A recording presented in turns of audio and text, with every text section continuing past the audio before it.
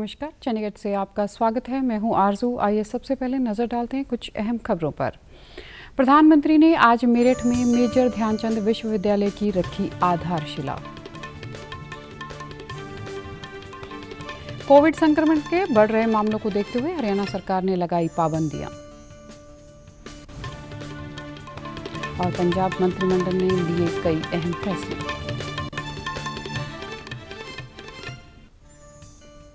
अब समाचार विस्तार से।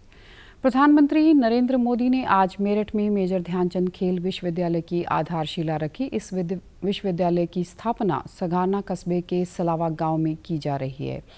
इस विश्वविद्यालय पर लगभग 700 करोड़ रुपए की लागत आएगी। इस अवसर पर संबोधित करते हुए प्रधानमंत्री ने कहा कि मेरठ देश की संस्कृति का महत्वपूर्ण केंद्र है।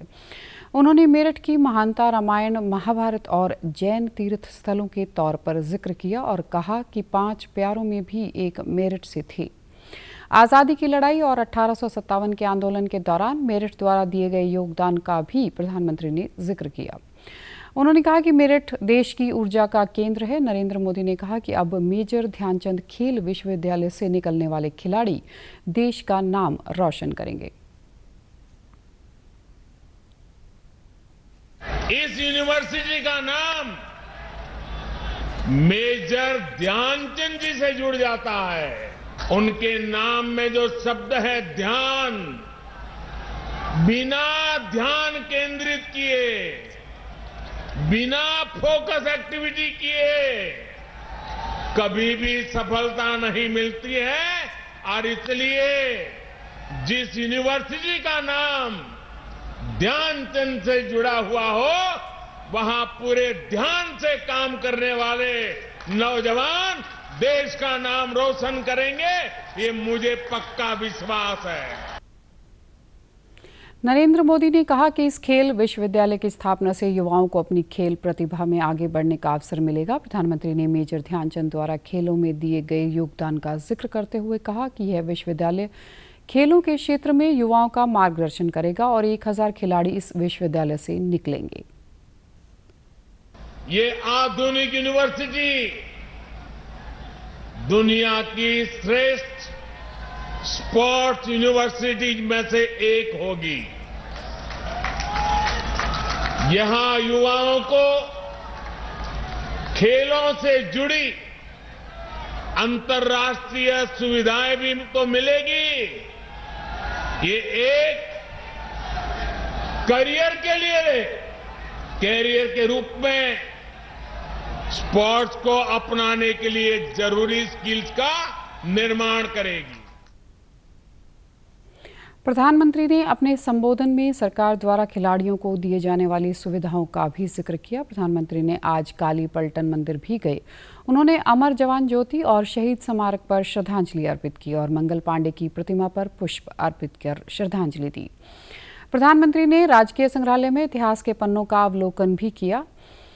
कोविड संक्रमितों की बढ़ती संख्या को देखते हुए केंद्र ने राज्यों से कहा है कि वे अस्थायी अस्पतालों की व्यवस्था शुरू करें ताकि जरूरतमंदों के लिए स्वास्थ्य सुविधाएं बढ़ें। केंद्रीय स्वास्थ्य सचिव राजेश भूषण ने राज्यों के मुख्य सचिवों और स्वास्थ्य सचिवों को लिखे पत्र में कहा कि अस्थायी अस्पतालों के निर्माण में रक्षा अनुसंधान और विकास संगठन, वैज्ञानिक और औद्योगिक अनुसंधान परिषद, निजी क्षेत्र, निगम और गैर सरकारी संगठनों का सहयोग लिया जा सकता है। राज्यों को यह सलाह भी दी गई है कि वे होटल के कमरों तथा सरकारी और निजी क्षेत्रों में कोविड अस्पतालों से जुड़े केंद्रों का उपयोग कोविड उपचार केंद्र के रूप में करने पर विचार करें।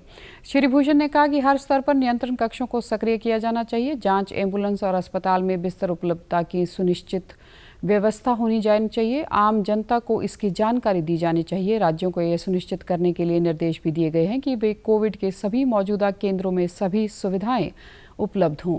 श्री भूषण ने सुझाव दिया कि ग्रामीण क्षेत्रों और शिशुओं के स्वास्थ्य सुविधाओं पर विशेष ध्यान दिया जाना चाहिए। उन्होंने राज्यों से कहा कि वे ऑक्सीजन, दवा और अन्य आवश्यक सुविधाओं की उपलब्धता की नियमित रूप से समीक्षा करें। श्री भूषण ने राज्यों को कोविड के विरुद्ध संघर्ष में हर संभव सहायता का आश्वासन दिया है। देश में अब तक कोविड के नए वेरिएंट ओमिक्रॉन से 1525 लोगों के संक्रमित होने की पुष्टि हुई है। हालांकि इनमें से 560 मरीज स्वस्थ हो चुके हैं। महाराष्ट्र में सबसे अधिक 460 और दिल्ली में 351 ओमिक्रॉन के रोगी मिले हैं। 23 राज्यों और केंद्र शासित प्रदेशों में ओमिक्रॉन संक्रमण का पता चला है। स्वास्थ्य मंत्रालय ने कहा है कि देश में अब तक 1,45,44,00,000 कोविड के टीके लगाए जा चुके हैं। पिछले 24 घंटे में 25,75,000 टीके लगाए गए। इस दौरान 9,000 से अधिक कोविड रोगी स्वस्थ हुए। देश में कोविड से स्वस्थ होने की दर 98.27% हो गई है। पिछले 24 घंटे में 27,000 से अधिक कोविड रोगियों की पुष्टि हुई है। इस समय 1,22,000 से अधिक रोगियों का उपचार चल रहा है। मंत्रालय ने कहा कि देश में अब तक 68 करोड़ से अधिक कोविड नमूनों की जांच की जा चुकी है। केंद्र ने राज्यों और केंद्र शासित प्रदेशों को अब तक 1,52,31,00,000 से अधिक कोविड टीके उपलब्ध कराए हैं। ये टीके केंद्र ने निःशुल्क प्रदान किए हैं। स्वास्थ्य मंत्रालय ने कहा है कि राज्यों और केंद्र शासित प्रदेशों के पास अभी 19,81,00,000 टीके शेष हैं। चंडीगढ़ में भी रोजाना 2 शिफ्टों में कोविड रोधी टीके लगाए जा रहे हैं। अब तक चंडीगढ़ में पहली डोज के तौर पर 9,90,727 टीके लगाए गए हैं, जबकि दूसरी डोज के तौर पर 7,55,279 टीके लगाए गए हैं। कल 10,571 कोविड रोधी टीके लगाए गए, जबकि गत सप्ताह में टीके लगाने की औसत दर 10,875 रही। टीका लगवाने वालों ने डीडी न्यूज चंडीगढ़ से बातचीत के दौरान कोविड रोधी टीके को बहुत लाभकारी करार दिया है। और मैं अभी भी मास्क लगा के रखती हूँ और सेकंड डोज लगाना बहुत ज़रूरी है। मेरे परिवार में सभी ने सेकंड डोज लगवा लिया है। सारे अपने अपने डोजेस कंप्लीट करें। सेकंड डोज लगाना बहुत ज़रूरी है। चंडीगढ़ में कल संक्रमण के 70 नए मामलों की पुष्टि हुई। इस समय केंद्र शासित प्रदेश में बीमारी के 236 सक्रिय मामले हैं। पंचकुला में कल 26 नए मामले सामने आए, जबकि मोहाली में 29 नए मामलों की पुष्टि हुई। हरियाणा में भी कल 552 नए मामले सामने आए। राज्य में इस समय 1,907 सक्रिय मामले हैं। पंजाब के कल 333 नए मामलों की पुष्टि हुई, जबकि राज्य में 1,041 सक्रिय मामले हैं। कोरोना संक्रमण के बढ़ते मामलों को देखते हुए हरियाणा सरकार ने सभी स्कूल, कॉलेज, कोचिंग सेंटर व आंगनवाड़ी केंद्र 12 जनवरी तक बंद करने के निर्देश दिए हैं। राज्यों के 5 जिलों गुरुग्राम, फरीदाबाद, अंबाला, पंचकुला और सोनीपत के सभी सिनेमा हॉल, थिएटर व मल्टीप्लेक्स बंद रहेंगे। सभी खेल परिसरों में स्विमिंग पूल भी बंद रहेंगे, जबकि राष्ट्रीय व अंतर्राष्ट्रीय खेलों में भाग लेने वाले खिलाड़ियों का ट्रेनिंग जारी रहेगा। सभी सरकारी व निजी कार्यालय और बार व रेस्टोरेंट 50% क्षमता के साथ खुलेंगे। राज्य के स्वास्थ्य मंत्री अनिल विज ने भी कोरोना महामारी संबंधी अपने विचार साझा किए।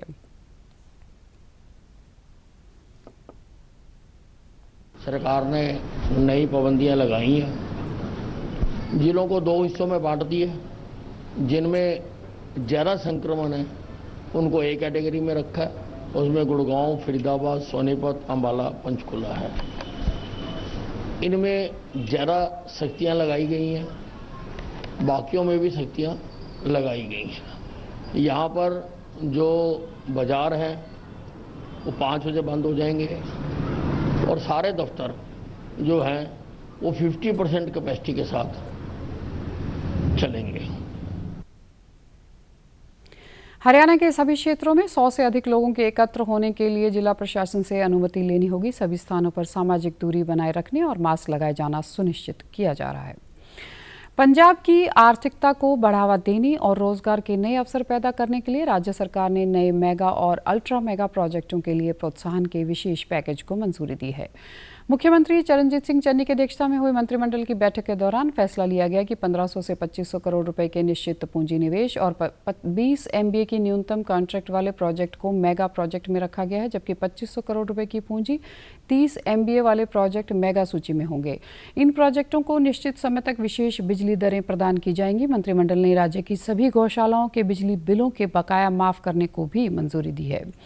मंत्रिमंडल ने राज्य के सरकारी डेंटल कॉलेजों में मेडिकल फैकल्टी के खाली पद भरने के लिए भी रास्ता साफ किया है। मंत्रिमंडल ने फैसला किया कि राज्य में लघु सिंचाई प्रोग्राम लागू करने के लिए एक समर्पित विंग की स्थापना होगी।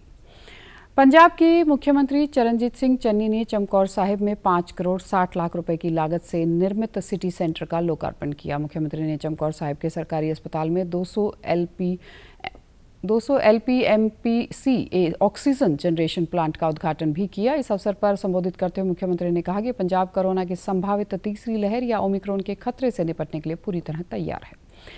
मुख्यमंत्री ने राज्य के नौजवानों में खेल सभ्याचार को उत्साहित करने के लिए 2 hockey stadium, 5 football stadium, 7 artificial turf बिछाने को भी मंजूरी दी है। स्टेडियमों के लिए एस्ट्रोटर्फ की इस सुविधा का चमकौर साहिब, गांव ककराली, महटौत, ढंगराली, बहरामपुर, बलमगढ़ और जिला मोहाली के खरड़ शहर को लाभ होगा। मुख्यमंत्री ने कहा कि इस प्रोजेक्ट पर 5.5 करोड़ रुपए की लागत आएगी। अब खबरें फटाफट। 160 तीर्थ यात्री बागा अटारी सीमा पार करके आज पाकिस्तान के टेरी मंदिर के दर्शन के लिए हो रहे हैं रवाना। 15 से 18 वर्ष के किशोरों का कोविड टीकाकरण शुरू होगा कल से। पूरा उत्तर पश्चिमी क्षेत्र ठंड की चपेट में, आने वाले दिनों में पंजाब, हरियाणा और चंडीगढ़ में हो सकती है वर्षा। कोरोना वायरस का खतरा अभी टला नहीं है, इसलिए सभी से निवेदन है बाहर जाने के समय मास्क जरूर पहनें, सामाजिक दूरी बनाए रखें, बार बार अपने हाथ साबुन से धोएं और सैनिटाइजर का इस्तेमाल करें। महामारी कोविड-19 जिसका कहर संपूर्ण मानव जाति को अपनी आगोश में ले चुका है। कोरोना संक्रमण से बचाव के लिए मास्क पहनने के साथ ही जरूरी है मास्क को सही तरीके से पहनना। बहुत से लोग मास्क से नाक और मुंह को सही तरीके से नहीं ढकते हैं, जिससे संक्रमण का खतरा बना रहता है। बिना मास्क या फेस कवर के घर से बाहर निकलने की अभी कल्पना करना भी सही नहीं है।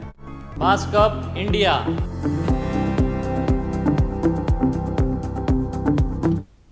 और आप हमारे समाचार YouTube channel DD news Chandigarh, Facebook DD news Chandigarh और Twitter handle DD news CHD पर भी देख सकते हैं। इसी के साथ चंडीगढ़ से समाचारों का सिलसिला समाप्त होता है।